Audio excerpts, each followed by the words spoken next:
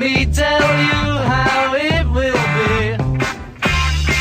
Welcome back to The Price of Business. You know that music. He's here in the studios. My good friend, Taxman Bob Lozer. We're not only going to talk to him about taxes. Obviously, we have to talk about what happened on Tuesday. Night. Yeah, Tuesday night. Well, what a night. What happened? I bowled Tuesday night. Was there something going on Tuesday night? Oh, yeah. Well, you know, it may be significant. Only time will tell. Right. Well, the voters proverbially said they don't know us very well, do they? No, they're pretty out of touch. The Democrats really proved how out of touch they are.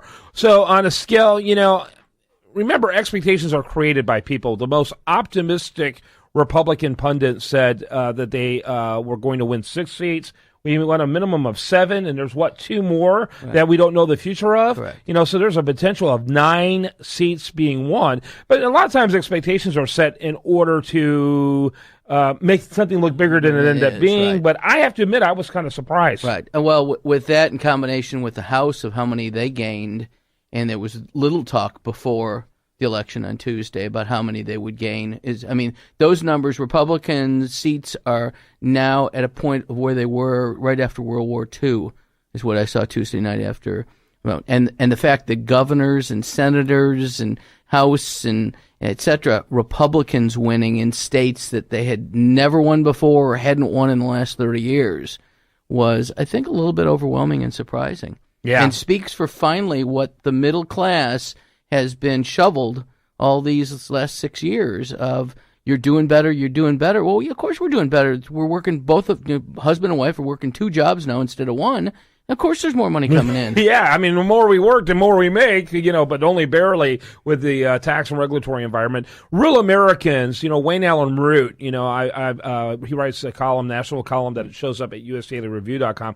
He's been talking a lot about the fact that, you know, the reality is that real people know they're getting their butts kicked in this economy and that there's been no real recovery other than places like here in the great state of Texas. Right. I mean, when I talk to friends back east, again, I grew up in Western New York. I mean, they shrug their shoulders. You drive down streets that you hadn't seen in a year and shops that you go, hey, wasn't that such and such a shop or Bill's business or whatever closed, boarded up for lease signs, etc.? One, we're very lucky here in Texas, but we're also proactive here where the rest of the country, because of who they have leading them over the cliff, aren't proactive. They're reactive. Yeah, Barack Obama is using shellacking-type language again to describe what he went through, similar to what he did in 2010. I think this is bigger than 2010.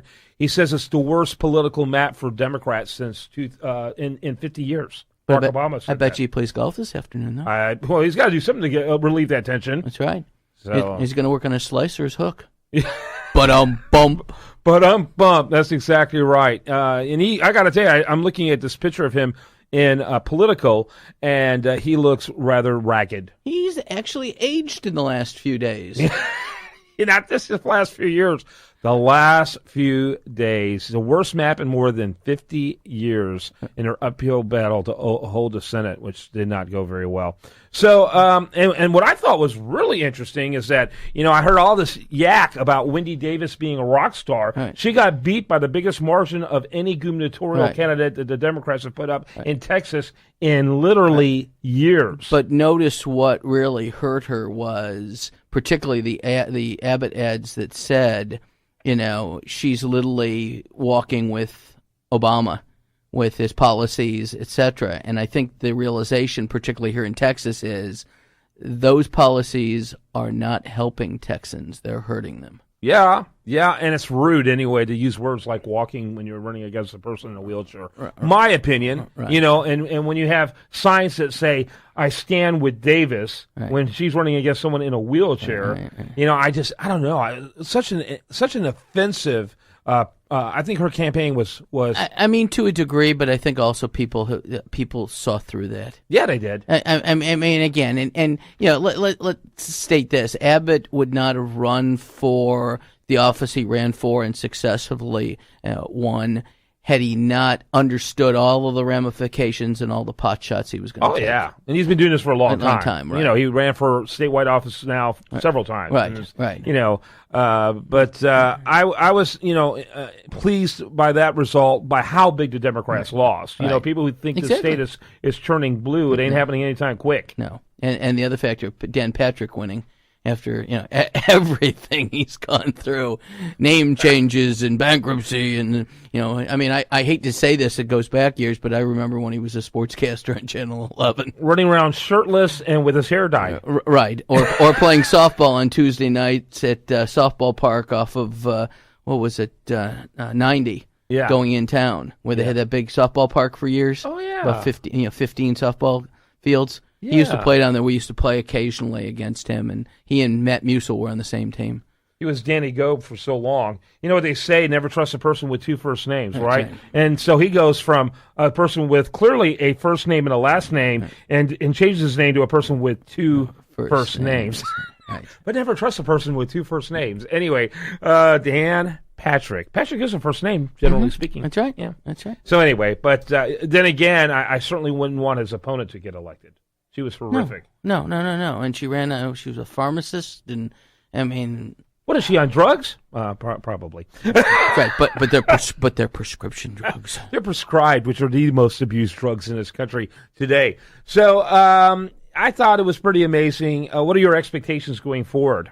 I think it's going to be a crawl before a walk. I think, the House has pushed all this legislation towards the Senate, and it's been held on Harry Reid's desk. I think he and Pelosi are playing tic-tac-toe on the back pages of these documents. Now it's going to be probably pushed because the remaining Democrats in both House and Senate are worried about 2 years from now, and they're going to hand everything the president signed, and the president is going to look at it, laugh, veto it, and go play golf. Yeah. What I found really interesting, and I'm looking at a map right here, is pretty breathtaking, is that it not only affected the Congress, but it affected the state governments as well, with the Republicans picking up a lot of places, even Massachusetts, which weirdly will never elect anyone on a federal level who's Republican, but often elects Republican governors, with Mitt Romney being the one most recent before this one.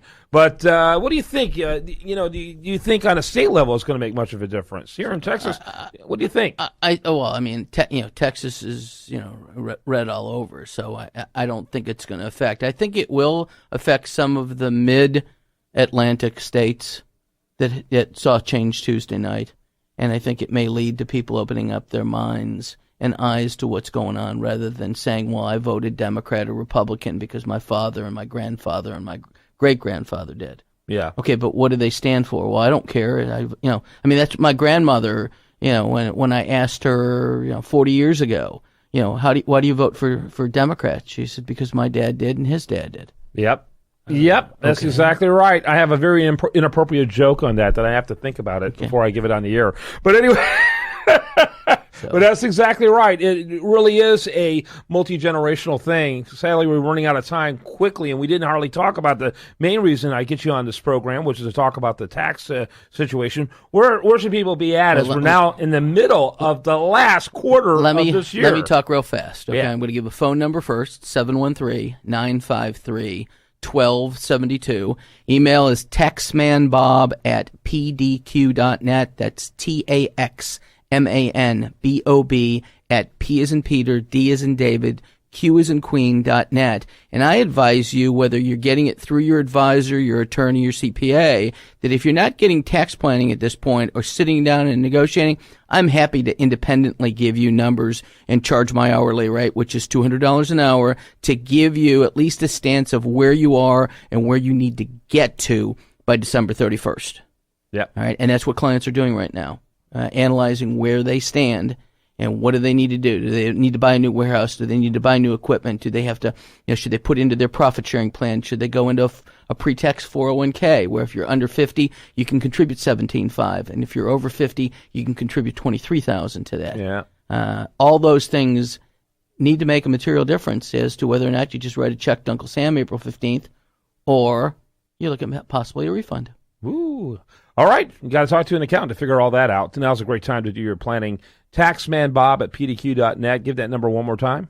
713-953-1272. All righty. When we come back, thanks so much, my friend.